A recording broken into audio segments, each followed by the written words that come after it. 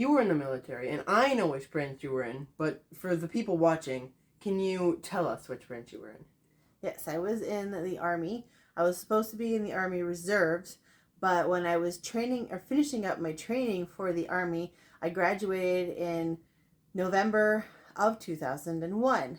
And anybody who knows anything about history knows what happened in September of 2001. And so that kind of derailed my plans. I was supposed to go to college and serve 1 week in a month, 2 weeks in the summer, and I spent 5 years on active duty instead. So, what rank did you get to before you were discharged? So I got to E5 Sergeant, which is an enlisted rank, and I just gotten to that rank, and they were promising to give me another rank if I would stay in, and I got tired of being on active duty, so I said no, and I got out. So when you were in the Army, where did you serve? I served in several different places. I went to basic training, so this isn't really serving, but I went to basic training at Fort Sill in Oklahoma, and then I went to my training, it's called Advanced Individual Training, we call it AIT, in San Antonio, Texas at Fort Sam Houston. And then I also went to do my clinical rotations because I was a medical laboratory technologist. I did my clinical rotations at Fort Carson in Colorado Springs, and that's where I was when the attacks happened. And then I served the rest of my time at Fort Bliss in El Paso, Texas. So when did you start in the Army? Like, why did you go? Oh, why did I go? I thought you were asking when. I was like, wow, you're going to make me say how old I am? Although, y'all know that was in 2001 that I graduated. So anyway, I started in the Army actually because I wanted to work in an Army lab.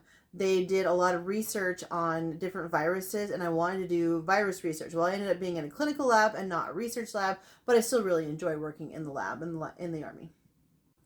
So while you were in the Army, what did you do?